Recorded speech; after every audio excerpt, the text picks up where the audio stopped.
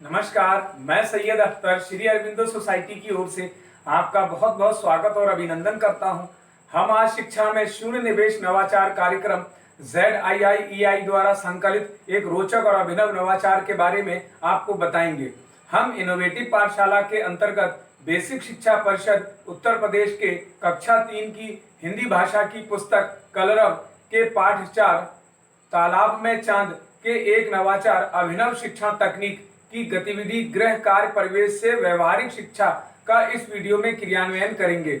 हम आशा करते हैं कि आप इस वीडियो को देखने के उपरांत इस नवाचार तकनीक को अपने विद्यालय व कक्षा में अवश्य लागू करेंगे। इस पाठ को ZIIEI के कई नवाचार गतिविधियों से पढ़ाया जा सकता है, परंतु आज हम इसे गृह कार्य से समझेंगे। तो चलिए सबसे पहले पाठ का सार समझते हैं। प्रस्तुत कविता तालाब में चांद एक बंदर और उसके तालाब में दिखाई देने वाली चांद की परछाई पर आधारित है, जो बंदर की उछल कूद को दर्शाती है। आइए पाठ नवाचार की नवीनता को समझते हैं। इस नवाचार की नवीनता यह है कि इसमें पाठ की संकल्पना से जुड़े वातावरण को अनुभव करके छात्रों से गृह कार्य कराया जाता है, जिससे कि पढ़ाई गई अवधारणा को मौजूदा माहौल से जोड़ते हुए छात्रों की बेहतर समझ विकसित की जाती है। साथ ही साथ गृह कार्य की उपयोगिता को भी समझा जाता है। इस नवाचार की क्रियान्वयन प्रक्रिया के अंतर्गत शिक्षक पढ़ाए जा रहे पाठ के कॉन्सेप्ट के पुनः अध्ययन के लिए माता पिता के साथ तालाब और उसके परिवेश का अवलोकन तथा माता पिता के साथ थाली और पानी का प्रयोग को आसपास के वातावरण से जोड़ते हुए अवलोकन करना, चर्चा और सांकेतिक प्रश्नों की सहायता से गृह कार्य की जानकारी देते हैं।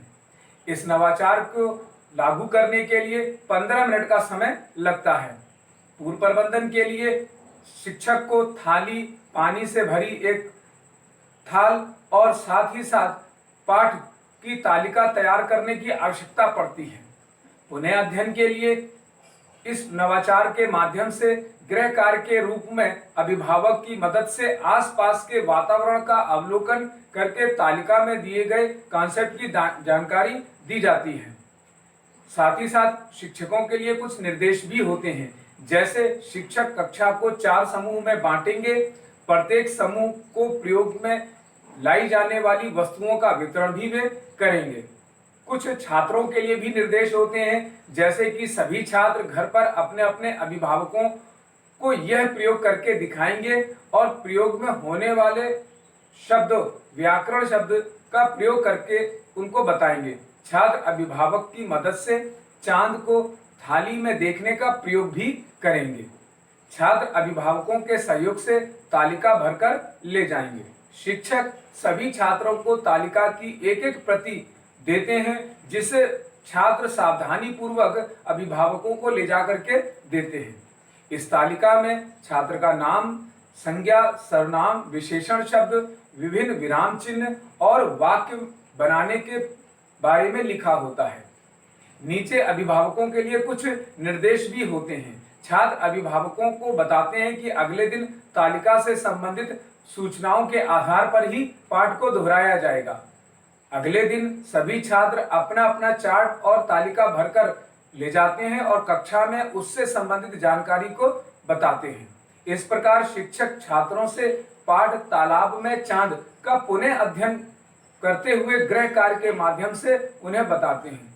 इस नवाचार में वास्तव में एक अभिनव गतिविधि मौजूद है।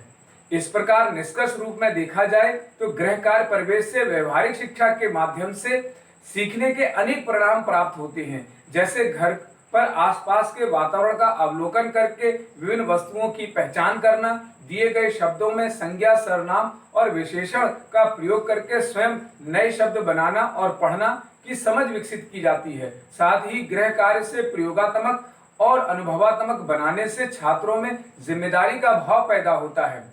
वे वर्ण, अक्षर और ध्वनियों की समझ भी विकसित करते हैं। इस नवाचार गतिविधि से छात्र अभिनव शिक्षण तकनीक को समझते हैं। इस नवाचार में PRT अनुपात के साथ साथ NCF 2005 के उद्देश्यों का भी ध्यान रखा गया है।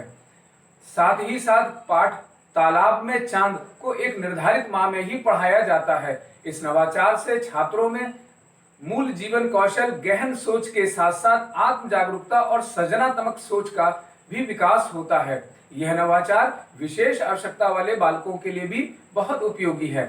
यह नवाचार आपको कैसा लगा? हम ऐसे कई दिलचस्प नवाचार आपके लिए लाते रहेंगे। आपसे अनुरोध है कि आप हमारा YouTube चैनल सब्सक्राइब जरूर करें। अगर आप इस वीडियो को Facebook पर देख रहे हैं तो हमारा Facebook पेज लाइक करना ना भूलें। नीचे दिए गए लिंक पर जाकर इनोवेटिव पाठशाला ऐप को भी डाउनलोड कर सकते हैं। इस वीडियो को देखने और लाइक करने के लिए आपका बहुत बहुत धन्यवाद।